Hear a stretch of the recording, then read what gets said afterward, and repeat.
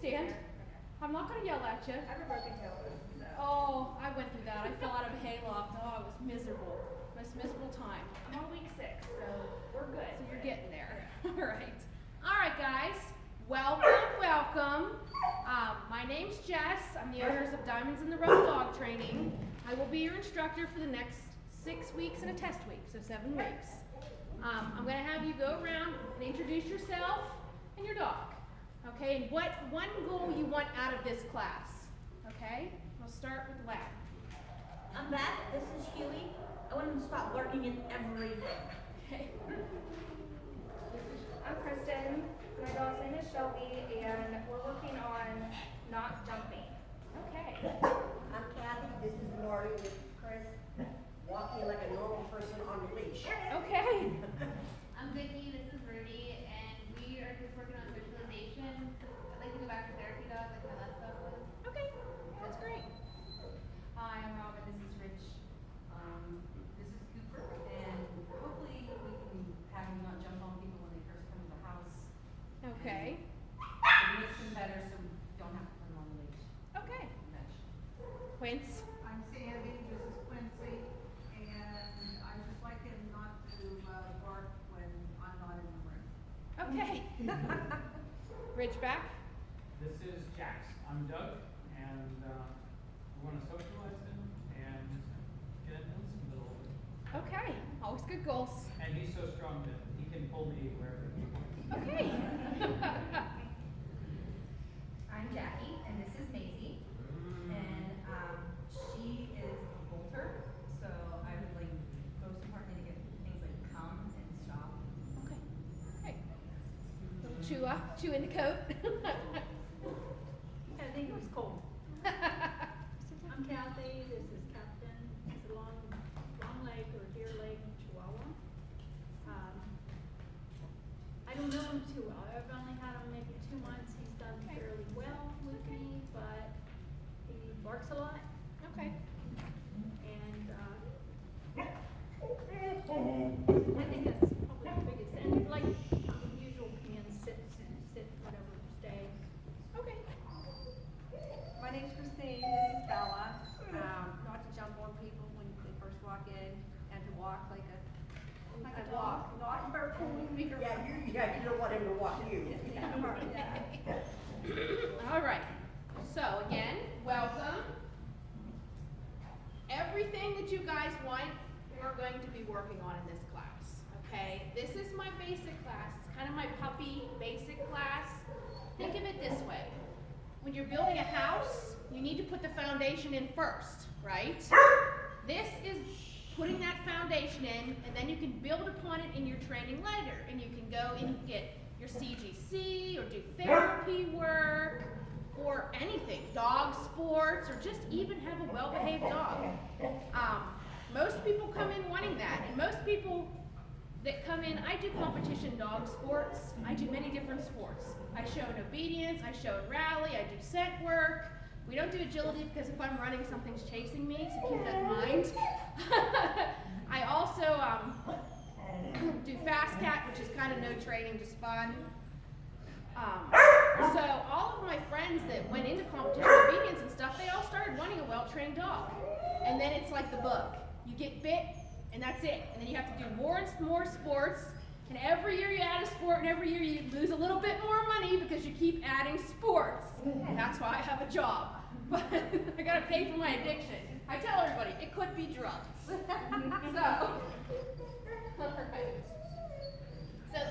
this class, like I said, is our basic puppy class. Basic/puppy. Our end goal at week 7, if you have a dog under a year old, is to take the Star Puppy Test. And the Star Puppy Test is kind of the stepping stone to the Canine Good Citizen. Does anybody know what the Canine Good Citizen Test is? It's kind of a test put on by the AKC that says my dog is a good citizen, can be out in society, is okay around other dogs, people, and in different types of environments. It's the stepping stone into a therapy dog test. So later, if you guys decide you like my class, I also teach a CGC class. So if you want to carry on with your obedience.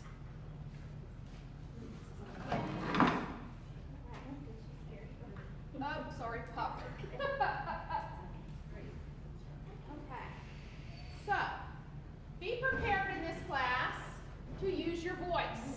do a lot of praising, a lot of telling our dogs what we want them to do. If you don't tell your dog what you want them to do, and they're trying to guess, they'll never communicate properly with you. So we're gonna do lots of praise, lots of commands, we're gonna use our voice. Another thing, just dress comfortable, okay? It's not a beauty pageant, we don't care what you look like. Just be comfortable enough to move around, bend, and get down to your dog's level. We do a lot of moving, okay? All right, did everybody bring treats? If you didn't bring treats, raise your hand and I'll send some around. Wow, I think this is my first class that all brought treats. Yay!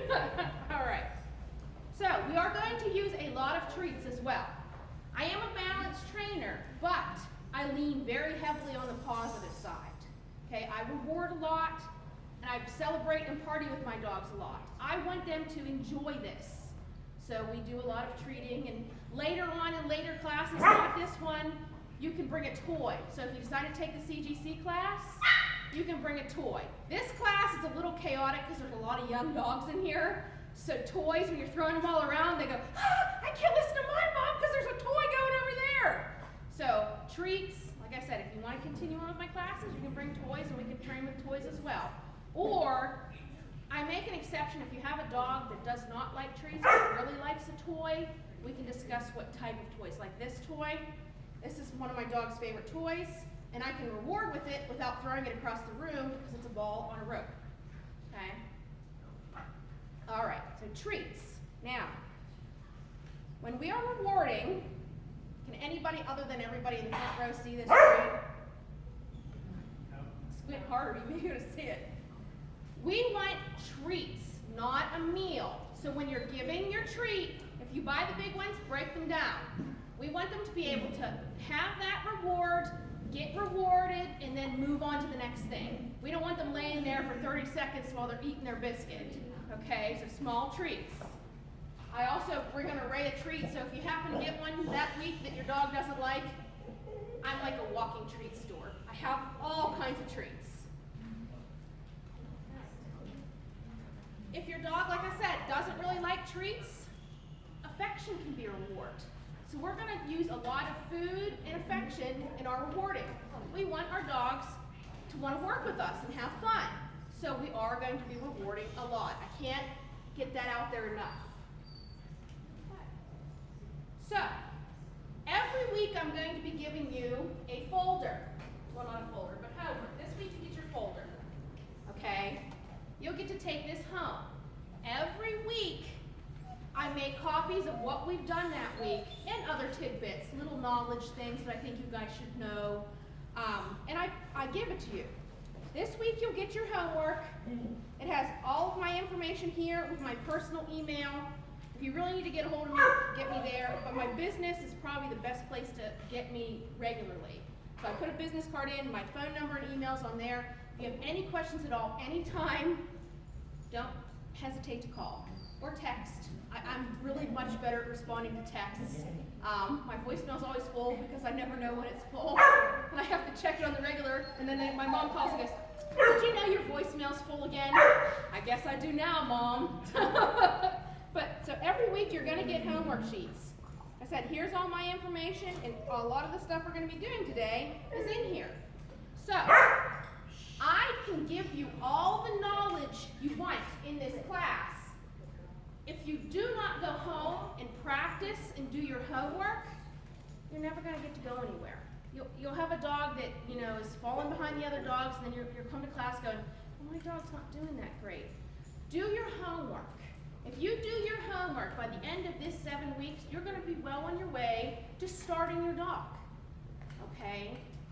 Sam, who's not here today, I don't know why, he always is usually here for my first class. He's the owner. He always uses the analogy, it's like a diet book or a music lesson. You buy the diet book, you're like, I'm going to diet. You put it up on the top shelf and you don't look at it again and hope to get skinny. I wish that's how it worked, because trust me, I'd buy 100,000 diet books. But unfortunately, that's not how it works. And the same with a music lesson. If you're taking a music lesson, I always wanted to be able to play the drums when I was a kid. I'm not musically inclined at all. Even if I tried, I can't do it. Always wanted to, and I would have done my homework, but I'm really horrible at music, so I never did. But if you're taking a music lesson and you don't practice, you just kind of stick where you are. You never progress, okay? All right. So, in this class, in your homework, this is where I was going with this. There's a sheet that says 4 rules of dog training. I should have updated it. There's 5 now. I've added another rule. Okay, so the first rule of dog training is to be consistent. Okay? Like I said, I'm going to give you every tool. We're going to work on everything.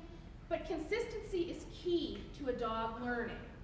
If you're changing it up on the dogs all the time, they're never going to learn. Well, they'll learn, but it's going to be slow. But if you keep it consistent, you use the same words, you use the same actions, you try to get your timing right, your dog is going to learn much faster than if you're always mixing things up on them. Number 2, be fair. Remember, they're young. They're still learning. You have to kind of take it at value. Or if you're working on sit and you've only just started it, don't expect them to know sit after session 2. It's okay, buddy. Okay, so you have to be fair. Think, how much time have I put into this? Does my dog really know this? Don't get mad if they're not doing sit if you've only just started, or down if you just started it. Be fair with them. Try to keep in mind they are dogs. They do get distracted. And if you don't put the time into training them around distractions, which these are like the biggest distractions in the world, they're not going to progress. Okay, you got to be fair. Remember, they're still learning. Most of these guys are pretty young. Okay. Again, this is part of my rules. I already jumped to it. Do your homework. Okay. Like I said, I will give you every tool you need. I'll show you exactly what you need to do. And if you forget, text me and I'll go right back over it. I'll make you a video and send it to you. Okay?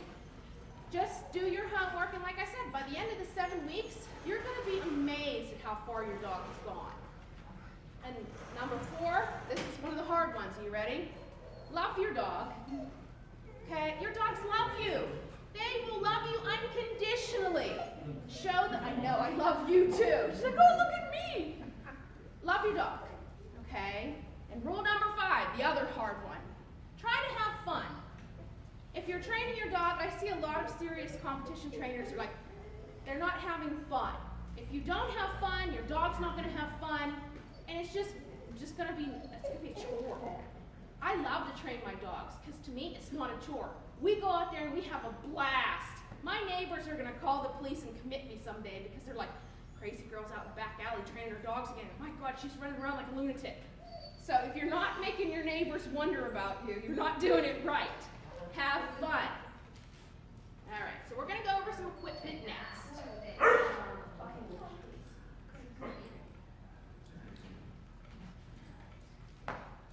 So,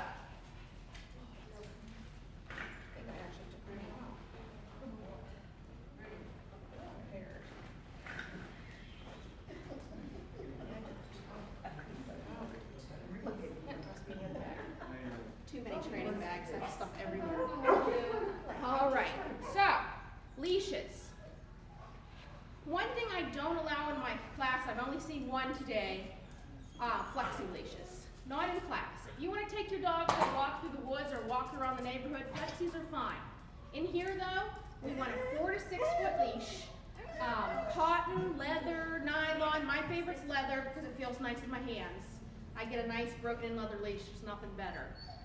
The only reason I say no flexis is because then you have a flexi handle and you're not really sure what to do with it, and you're trying to use your hands and you have this great big thing, and sometimes you drop it and smack the dog and the dog says, oh my God, I can never work with you again. So you can get leashes at the dollar store. I'm not going to judge your leash. Just one that's comfortable in your hands. Sometimes the real flat, thin ones will cut you if your dog runs through your hands. So try to get something you feel is comfortable if you're going to buy one. Everybody else, they all look good. Like I said, just kind of no flexis. Hey. I know. Other leashes I don't mind are slip leashes. I use these a lot when I'm working with client dogs. It just is it's basically a collar and a leash in one. You slip over the dog's head, you fit it so it doesn't slide back over their head, and you can give tiny corrections with this leash. If you have questions about it or you're interested in it, along with any of the tools I'm going to show you today, please ask me before you go out, put it on the dog, and just start using it. Because I will show you exactly how to use it. Okay? Calm down, calm down. Alright, so everybody should have one of these on their dog, right? This is a flat collar, it's a tag collar, the one you dangle the tags from. You can train with this if you want to. Most of you guys have young dogs, and this is the perfect collar. Other collars I recommend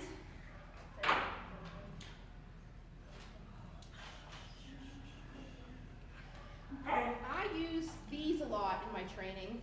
They're called Martingales, or a limited slip. Martingales, I like the ones with the chain because you get the sound.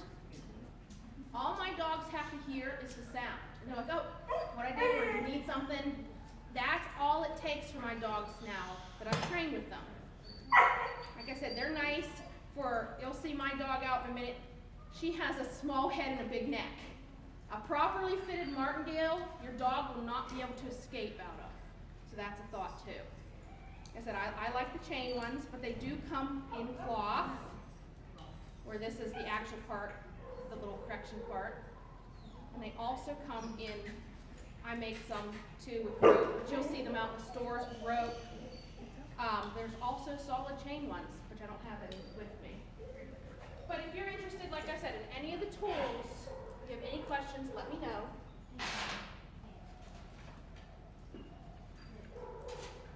Now these are the main collars I use on my dogs.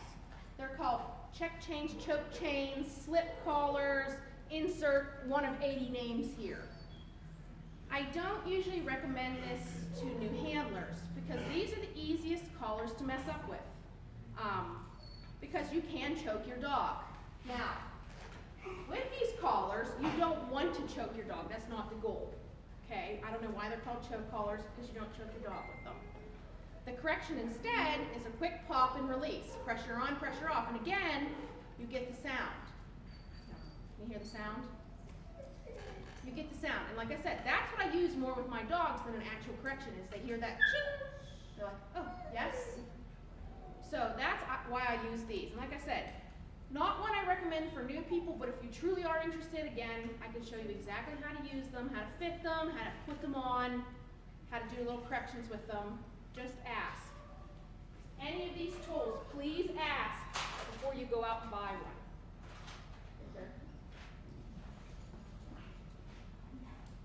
So the next one I'm going to show you looks like a medieval torture device. I promise you it's not. It's called a prong collar or a pinch collar. Now I don't usually recommend these for puppies. These are kind of the collars when, you better watch, put it on you. When you get a dog that's really pulling your arm off and getting to the point where you're holding on and they're going as they're walking down the street, I start to recommend these. They are actually one of the safest collars out there because instead of putting pressure at one spot of the neck like a flat collar or the choke chain I just showed you, they actually spread the pressure evenly around the dog's neck. And they give a little pinch as a correction. I call this power steering for dogs because usually I put one on a dog and they correct themselves once or twice, and then after that you have a whole different dog. If anybody was alive back in the day, uh-oh, I got a piddle. You Do you have a mop I can use? Yeah, you want to find the mop? Mop's over here. Grab the mop. Just pull away, he'll get it for you, don't worry. Everybody just pull your fluffy dogs back. We don't need fluffy dogs in the pee. Thank you. So, again, anybody was alive in the days of the cars without power steering when you're going around a corner literally hanging off the side of the steering wheel hoping that it turns? This changes dog training that way. It's like you put this on the dog, like I said, one or two corrections, and usually you have a dog that's walking lovely beside you with some rewarding. Like I said, I'm big on balancing corrections and rewards. And he'll bring it around and let you feel it and show you that it's not going to put holes in your dog's neck. And it doesn't really hurt. Okay, it's just a little pinch. I've put these on myself, on my neck, and corrected myself a lot harder than I ever would a dog. I'm still alive and my neck is a a lot less sensitive, or more sensitive than a dog's neck. So again, any questions about any of the tools, especially this one, because I want to show you exactly how to use it, let me know.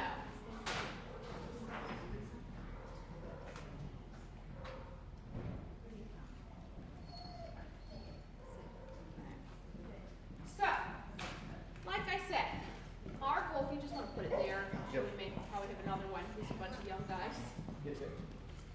Our goal for this class is the Star Puppy. Again, if your dog is over a year, don't think that you're not going to use any of the things I'm teaching the dogs here.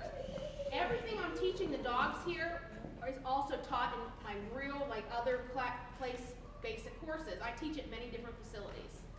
We kind of lump puppy and basic in together here, whereas in my other facilities I teach a basic, puppy, and then a basic 2, and then into the advanced stuff. So I kind of put it together in this, and we kind of learn what you would learn at my other facilities in the Star Puppy in a basic class. So if your dog is over a year, don't worry. Like I said, you're going to use everything that you're learning. The only thing is you just can't take the Star Puppy again, but I'll tell you what, even if your dog's over a year, all your dogs are Star Puppies to me and Star Dogs. They're great. And by the end of this session, I'll know and love all your dogs. And I'll always call you your dog's name. So don't get offended. I have a hard time remembering human names, but I'll know all your dog's names, but hopefully next week. Okay? So Star Puppy stands for socialization, which we'll talk about here in a little bit. Just I'll eat that. Don't worry. Give me hugs, guy. Socialization to me is a little bit different than taking your dog to the dog park and throwing them out with other dogs and hoping for the best. That's not socialization to me. I'm not a huge dog park fan. I'll tell you that right up front. I don't think dogs need thousands of doggy friends. I mean, if you want to have a couple doggy friends, great. If you have a pack of dogs in your house like I do, there's their doggy friends. They have to live with them and coexist and be happy and fine. But to me, dog parks are one of the most horrible places in the world for the simple fact that a lot of people go in there, they have their cell phones, they unclip their leash, they sit on a bench, and they don't look up the whole entire time they're in that dog park. And their dogs are usually the tiny terrorists hunting the other dogs and going after the other dogs. So I'll tell you, I'm honestly not a fan. I don't care that you go, you do your own thing. I can maybe answer some questions about dog parks, but like I said, I'm not a fan. To me, socialization is taking your dog out, getting them used to seeing sights and smells and sounds and seeing people. Again, I'm not one that has my dogs meet every person that walks down the street, but my dogs better learn to ignore other people and listen to my commands no matter what situation we're in. I would rather have a dog that if I'm out in 100,000 people, my dog only has eyes for me. Okay, so that's kind of my thoughts on socialization. Getting sights and sounds. You'll find Alexa is a wonderful thing if you have a dog that's afraid of thunderstorms and fireworks. Use Alexa. Technology is great. I just turn fireworks on Alexa and I start it real low and build it up high with my dogs that are afraid of them. And I feed them. Because dogs love to eat. So usually you put them on the background and they don't care because they're eating their dinner. So socializations, like I said, get your puppies out, expose them to all the sounds you can think of, all the sights you can think of, different people, seeing different dogs and learning to behave around other dogs instead of charging across the other room because they want to play. Mom, I've heard this before. Come on. I want to get to the moving business. Okay? Next, the Star Puppy is training, and obviously we all know what that is because we're all here. Okay? Training is super important for you and your dogs. Nobody likes that unruly dog that when you go to your family's house, it's jumping all over you, biting you, barking at you, and just being a terrorist. We like dogs that when you go to your family's house, just lie down or come over nice and friendly and don't jump all over you, but greet you very calmly. Activity. You'll find with your dogs, and I'm sure everybody's had dogs before, but dogs open up this brand new window of activities. You know, you get to go to parks and walk your dog. You get to go different places, pet stores, so everybody can admire how pretty your dog is, and all these different things. And like I said, dog sports. If ever you get interested, dog sports are a wonderful thing to get into. I absolutely love doing it. It's my addiction. you have any questions about that, we talk about that later on too. Just neat to.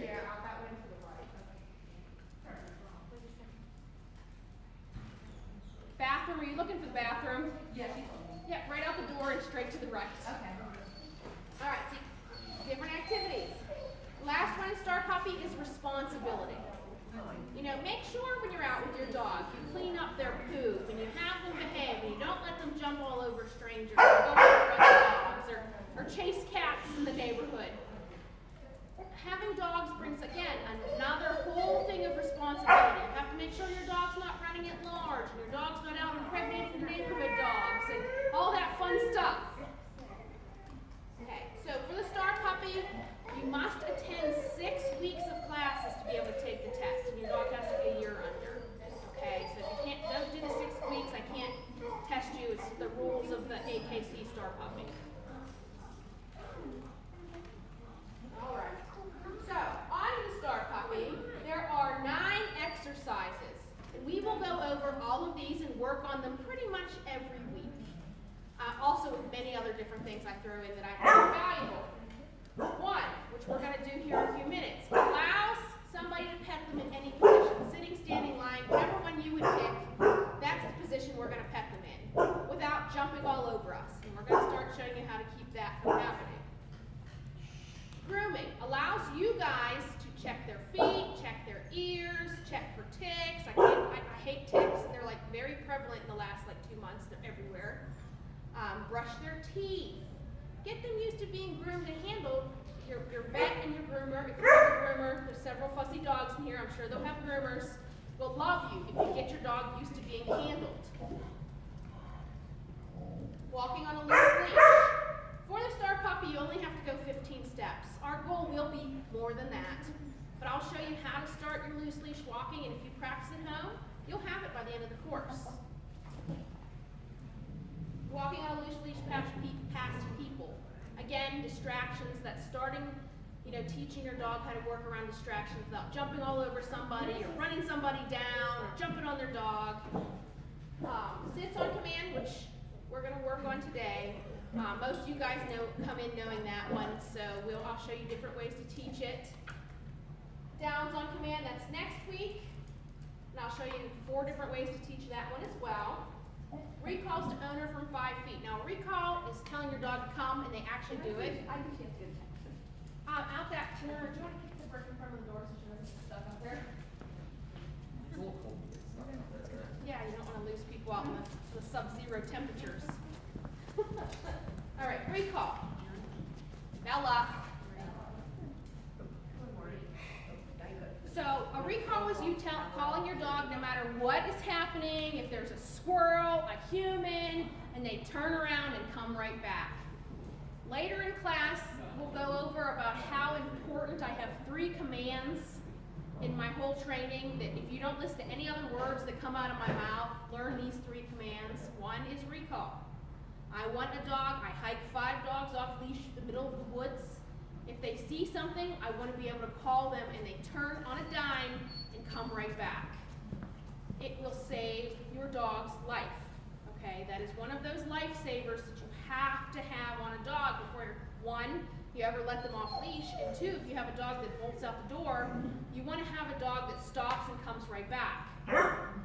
Number 2 in my 3 most important commands is boundary training. And we do go over this later on, but I'll hit on it right now. Boundary training is being able to leave that door open and your dog stop right at that threshold and not cross it. Again, that's one of my 3 most valuable because you don't want a dog that bolts out the door because that's how dogs get hit by a car and get lost. It's so easy to train, and if you just keep doing it, reinforcing it, your dogs will learn to stop and wait at doors, stop and wait at gates, at the edge of the yard. Like I said, I have 5 dogs. I have a coon hound. And anybody who knows hounds know they have a tendency to put their nose down and go. I've worked boundary training with her since she was a tiny puppy. I had FedEx deliver a dog crate to me once, and they left my gate open. I usually make my dogs wait at the door, and I look out the door, make sure the gate's shut, and I invite them out. That day they were waiting, I just opened the door and released everybody out, didn't look at the gate. My gate's hanging wide open, All 5 dogs ran up to that gate and stopped. Because they know they're not allowed to cross that threshold without being invited. So again, it will save your dog's life. My last life-saving command is stay. Okay? A solid stay.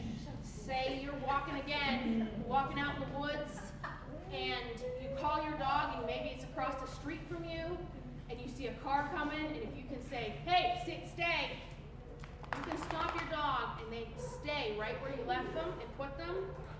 If the car goes past, then you can invite them out. Stay if you're out in public and you need your dog to stay right there. If something's coming, a car or whatnot, you want to have a stay. So again, 3 life-saving commands. We do go over it and we'll talk about it a lot later. All right. Reaction to distraction is also on the list. I'm just going to drop something. Usually by this time we take the Star Puppy, I've dropped so many things because I'm a grandma dropsy hands. I literally drop everything I touch. Your dogs will be fine and used to it. And the last one is stay with a stranger while you walk 10 steps away. They don't need to stay perfectly still sitting. They just don't need to kill me.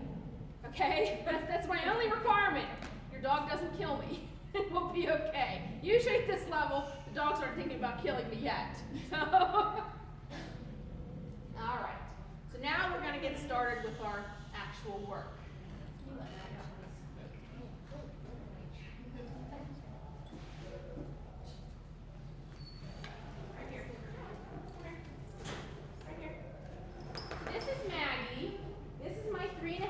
Australian cattle dog. She's my #1 demo dog. The other one, I'll use her every so often. I bring her pretty much just to social around a little bit of this energy because she's a little more shy than Maggie. One thing I ask when you guys come in, Maggie's in this crate. She's not a huge fan of dogs running up to her crate. So if you could just keep your dogs at a good distance or else she'll tell you about it. She'll scare the crap out of you because she does at least 1 student a session. She just doesn't like the whole act of dogs coming up to her crate. So if you don't mind, please be respectful of that. So, you can have her water if you want. No, he wants to. Oh, you have a swimmer, huh? Yeah. All right. So the first thing we're going to talk about today is marker words. So, a marker word is a word that means your dog is doing something right. A reward is coming. Whether that reward is a piece of food, a scritch, or you throw a ball or a toy or play tug, the word means something is coming. Pick any of the above things mentioned. Marker words are a great way to communicate with your dog because even if you don't have treats, if you use your marker word, your dog knows that they did it right. And you'll learn that when they hear that word, they're like, oh, I did it right, yes, and they know. Okay? My marker word is yes.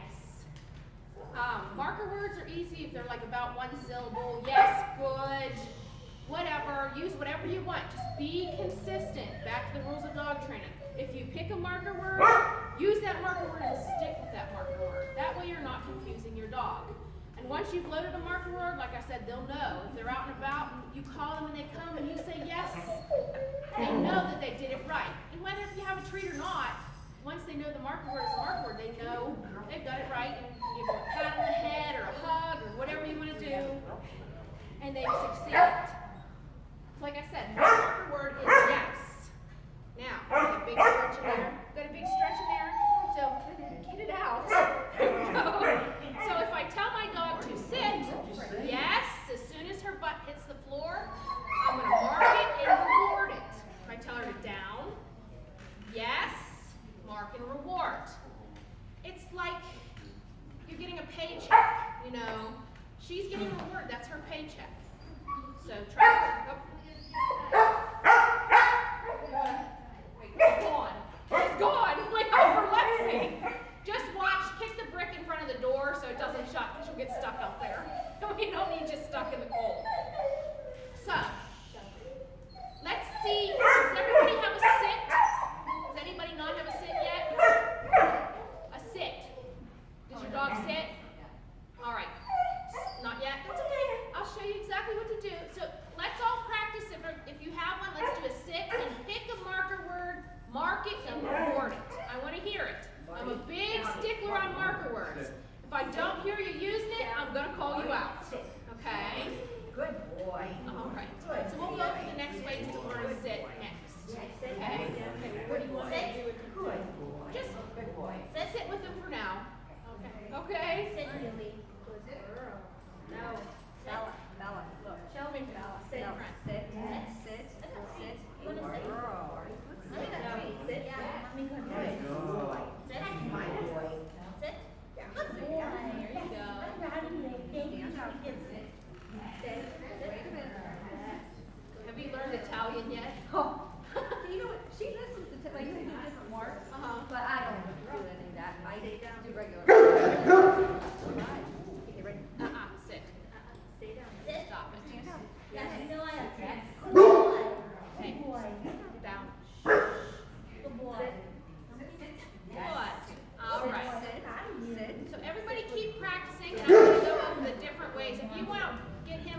move him around down in that corner to reset him. Down. Sit. Stay. Bella, There you go. Sit. Sit. Good. Wait, you know what you say? Can I say yes? Good boy. Yes. Down. All right, for my little Chihuahua friend, he may be a little nervous to work here because he's looking a little nervous, but I'll show you different ways to teach a sit. Okay? For everybody else too, if you want to watch, I have 3 different ways to teach a sit. Okay? Now, in this class, we use a lot of luring. Luring means taking a piece of food and luring your dog into whatever position you want them to go. Oh, you're going to bow. You actually bow. Thank you. Luring them into any position you want them to by using the food.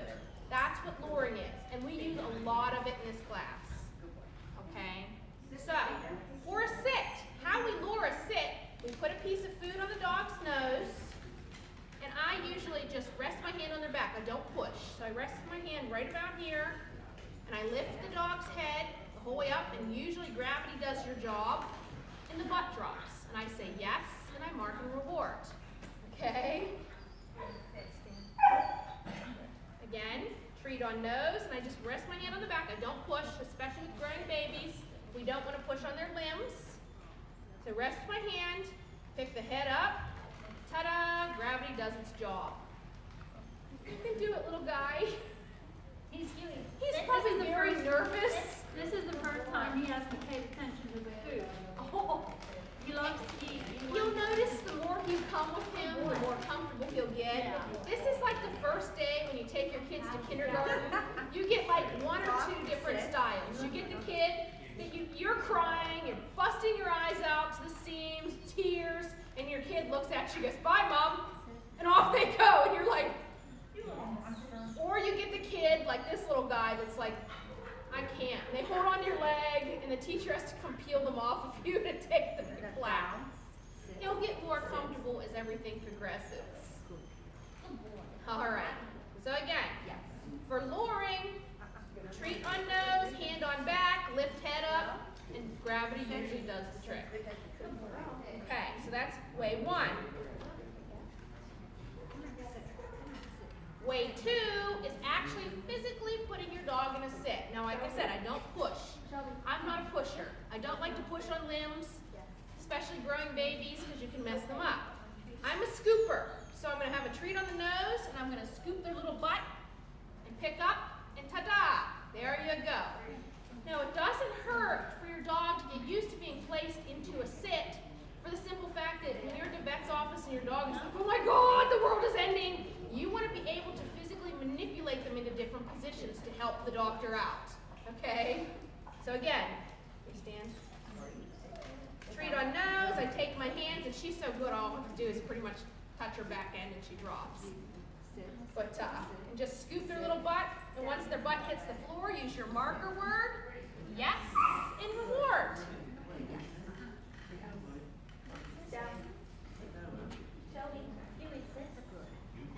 And the last one, they happen to be in your house, look. Stay. Right here. Come here. Sit. Stay. Sit. You walk in your house and your dog's in the kitchen, you walk in and your dog's sitting.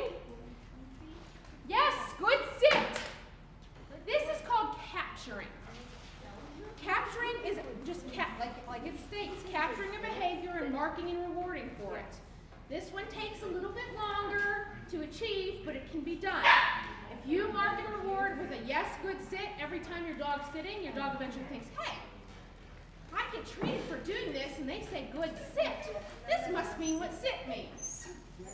So again, if you're having all the trouble in the world and you can't get them to lure or physically manipulate them into sit, you can always go this route.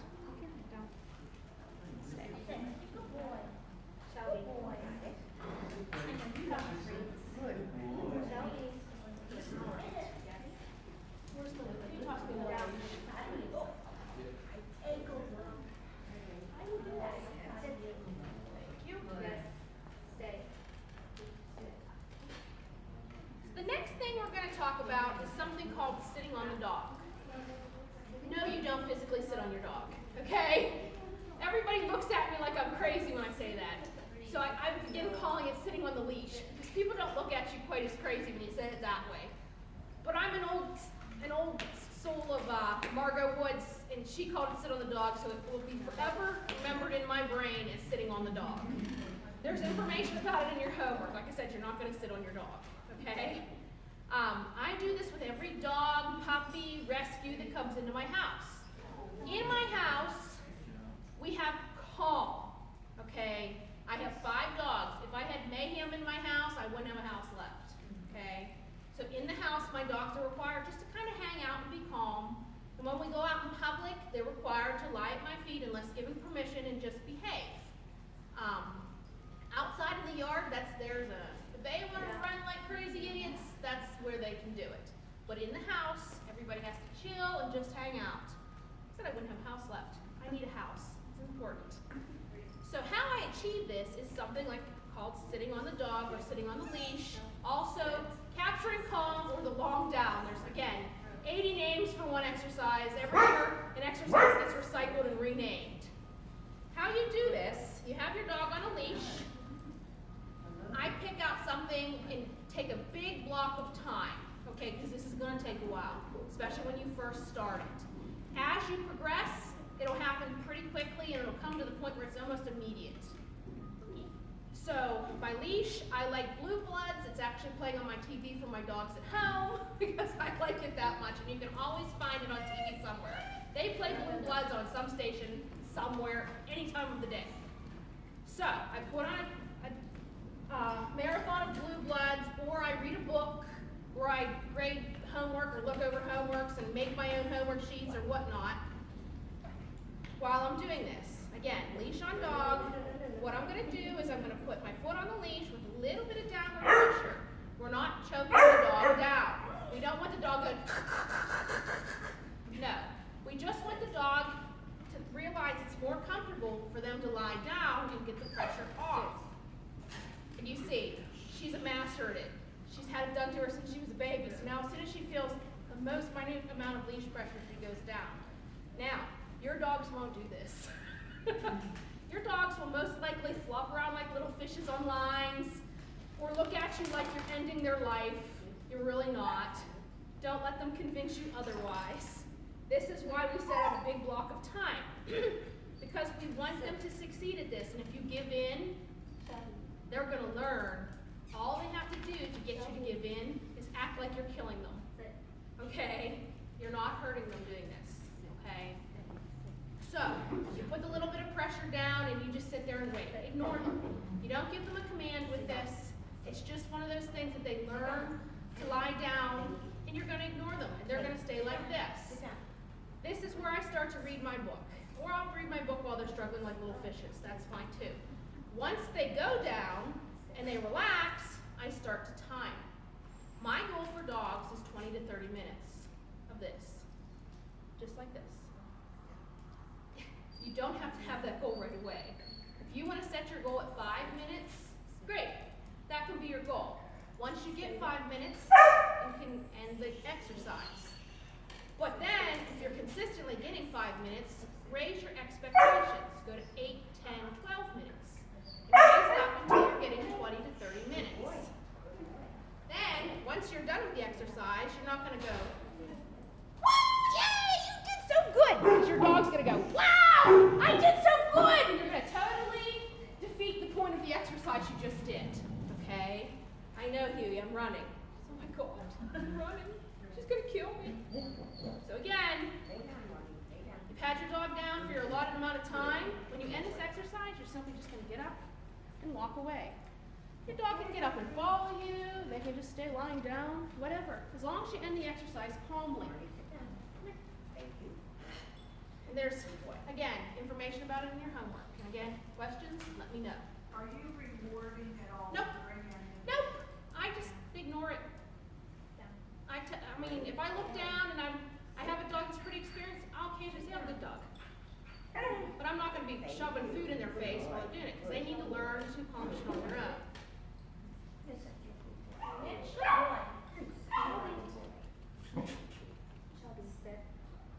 What do you think? You want to teach stand next? Want to teach some stand? Yeah? Okay. So the next one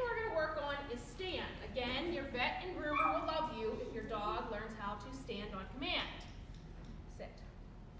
So, again, we start with a lure. Like I said, I start pretty much every command I teach with a lure. It's kind of the easiest way to go about it. And if it doesn't work, then I move to the more, physically placing or capturing. But, so real quick, when you're doing sit, it's up on nose and up. Gravity will do the trick. When you're doing down, it will be the opposite. It will be nose and then down to the ground. Okay? For stand, it's on the nose and straight out. Okay? Cool. So,